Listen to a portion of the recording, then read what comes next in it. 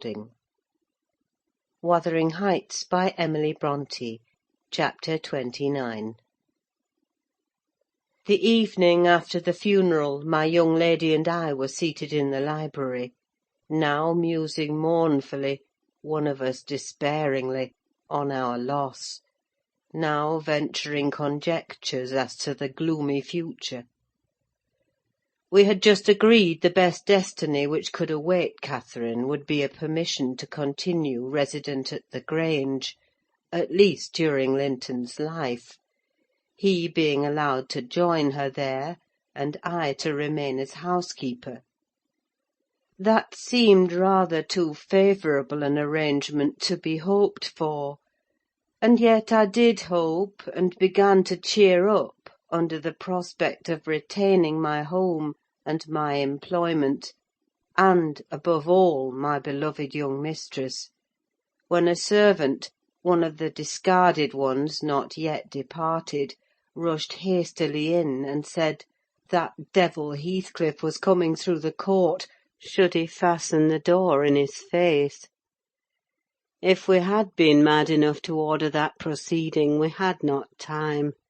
He made no ceremony of knocking or announcing his name: he was master, and availed himself of the master's privilege to walk straight in, without saying a word. The sound of our informant's voice directed him to the library. He entered, and, motioning him out, shut the door. It was the same room into which he had been ushered as a guest 18 years before. The same moon shone through the window, and the same autumn landscape lay outside. We had not yet lighted a candle, but all the apartment was visible, even to the portraits on the wall: the splendid head of Mrs. Linton, and the graceful one of her husband. Heathcliff advanced to the hearth. Time had little altered his person either.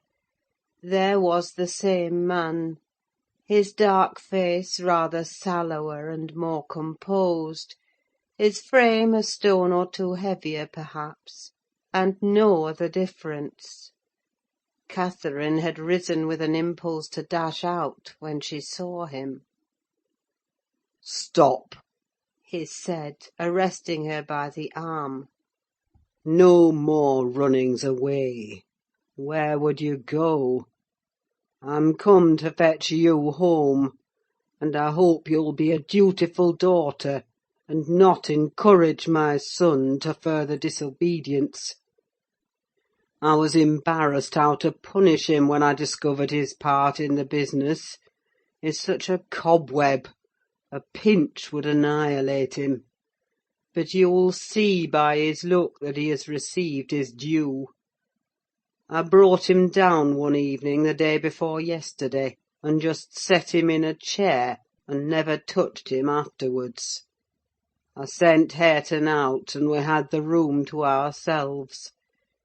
In 2 hours I called Joseph to carry him up again, and since then my presence is as potent on his nerves as a ghost, and I fancy he sees me often, though I am not near. Hareton says he wakes and shrieks in the night by the hour together, and calls you to protect him from me. And whether you like your precious mate or not, you must come. He's your concern now. I yield all my interest in him to you." "Why not let Catherine continue here?" I pleaded, "and send Master Linton to her? As you hate them both, you'd not miss them. They can only be a daily plague to your unnatural heart." "I'm seeking a tenant for the Grange," he answered, "and I want my children about me, to be sure. Besides, that lass owes me her services for her bread. I'm not going to nurture her in luxury and idleness after Linton is gone. Make haste and get ready now, and don't oblige me to compel you." "I shall," said Catherine. "Linton is all I have to love in the world; and though you have done what you could to make him hateful to me, and me to him, you cannot make us hate each other. And I defy you to hurt him when I am by, and I defy you to frighten me." "You are a boastful champion," replied Heathcliff. "But I don't like you well enough to hurt him.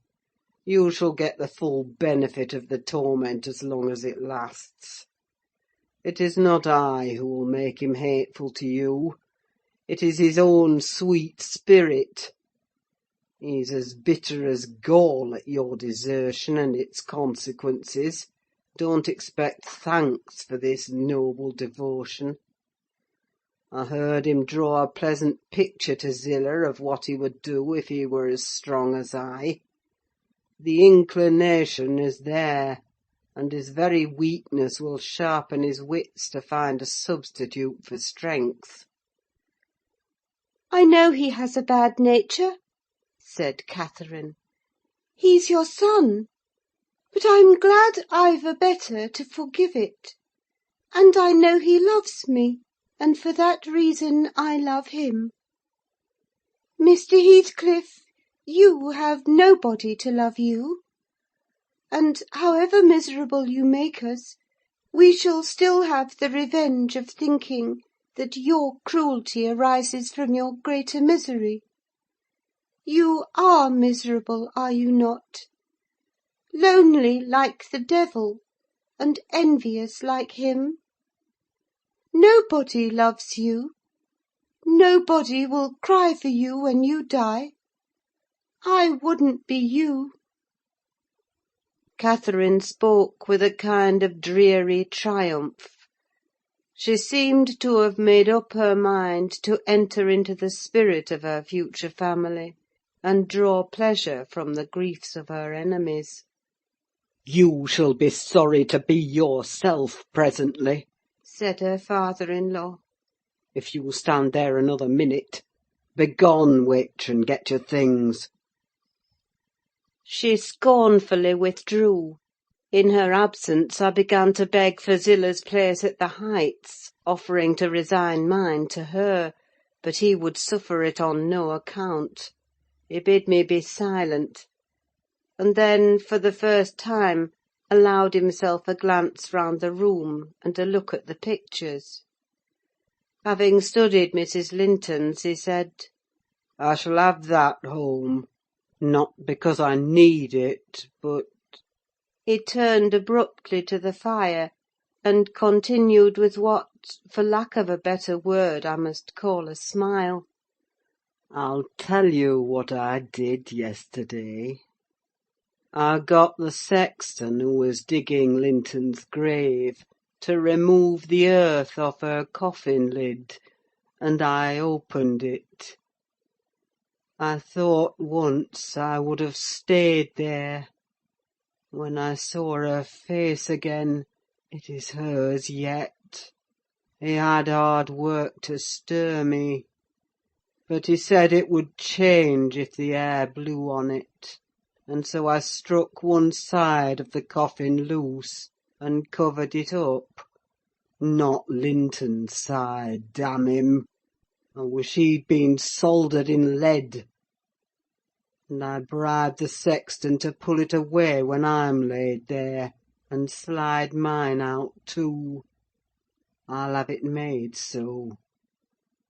And then, by the time Linton gets to us, he'll not know which is which." "You were very wicked, Mr. Heathcliff!"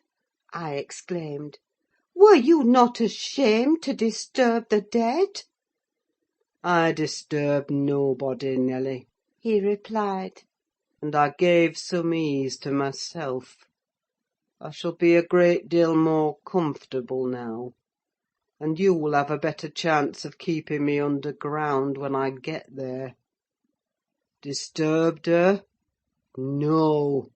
She has disturbed me, night and day, through 18 years. Incessantly, remorselessly. till yesternight. And yesternight I was tranquil. I dreamt I was sleeping the last sleep by that sleeper, with my heart stopped and my cheek frozen against hers. And if she had been dissolved into earth, or worse, what would you have dreamt of then? I said. Of dissolving with her, and being more happy still, he answered. Do you suppose I dread any change of that sort? I expected such a transformation on raising the lid, but I'm better pleased that it should not commence till I share it. Besides, unless I had received a distinct impression of her passionless features, that strange feeling would hardly have been removed. It began oddly. You know I was wild after she died, and eternally from dawn to dawn praying her to return to me her spirit. I have a strong faith in ghosts. I have a conviction that they can and do exist among us. The day she was buried, there came a fall of snow. In the evening I went to the churchyard. It blew bleak as winter, all round was solitary. I didn't fear that her fool of a husband would wander up the glen so late, and no one else had business to bring them there. Being alone, and conscious 2 yards of loose earth was the sole barrier between us, I said to myself, I'll have her in my arms again. If she be cold, I'll think it is this north wind that chills me, and if she be motionless, it is sleep. I got a spade from the tool-house and began to delve with all my might.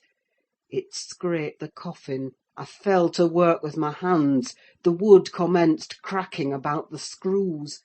I was on the point of attaining my object, when it seemed that I heard a sigh from someone above, close at the edge of the grave, and bending down. "If I can only get this off," I muttered, "I wish they may shovel in the earth over us both." And I wrenched at it more desperately still. There was another sigh, close at my ear.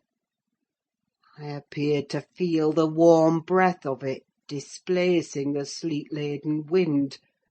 I knew no living thing in flesh and blood was by, but as certainly as you perceive the approach to some substantial body in the dark, though it cannot be discerned, so certainly I felt that Cathy was there, not under me, but on the earth. A sudden sense of relief flowed from my heart through every limb. I relinquished my labour of agony, and turned consoled at once, unspeakably consoled. Her presence was with me. It remained while I refilled the grave, and led me home. You may laugh if you will, but I was sure I should see her there. I was sure she was with me, and I could not help talking to her. Having reached the heights, I rushed eagerly to the door. It was fastened, and I remember that accursed Earnshaw and my wife opposed my entrance. I remember stopping to kick the breath out of him, and then hurrying upstairs to my room and hers. I looked round impatiently. I felt her by me. I could almost see her, and yet I could not. I ought to have sweat blood then from the anguish of my yearning, from the fervour of my supplications, to have but one glimpse. I had not one. She showed herself, as she often was in life, a devil to me. And since then, sometimes more and sometimes less, I've been the sport of that intolerable torture. Infernal! Keeping my nerves at such a stretch that, if they had not resembled catgut, they would long ago have relaxed to the feebleness of Linton's. When I sat in the house with Hareton, it seemed that on going out I should meet her. When I walked on the moors, I should meet her coming in. When I went from home, I hastened to return. She must be somewhere at the Heights, I was certain. And when I slept in her chamber, I was beaten out of that. I couldn't lie there. For the moment I closed my eyes, she was either outside the window, or sliding back the panels, or entering the room, or even resting her darling head on the same pillow as she did when a child. And I must open my lids to see. And so I opened and closed them 100 times a night, to be always disappointed. It racked me. I've often groaned aloud till that old rascal Joseph no doubt believed that my conscience was playing the fiend inside of me. Now, since I've seen her, I'm pacified a little. It was a strange way of killing. Not by inches, but by fractions of hairbreadths, to beguile me with the spectre of a hope through 18 years. Mr. Heathcliff paused and wiped his forehead. His hair clung to it wet with perspiration. His eyes were fixed on the red embers of the fire, the brows not contracted but raised next the temples, diminishing the grim aspect of his countenance, but imparting a peculiar look of trouble, and a painful appearance of mental tension towards one absorbing subject. He only half addressed me, and I maintained silence. I didn't like to hear him talk. After a short period he resumed his meditation on the picture, took it down, and leant it against the sofa, to contemplate it at better advantage; and while so occupied, Catherine entered, announcing that she was ready, when her pony should be saddled.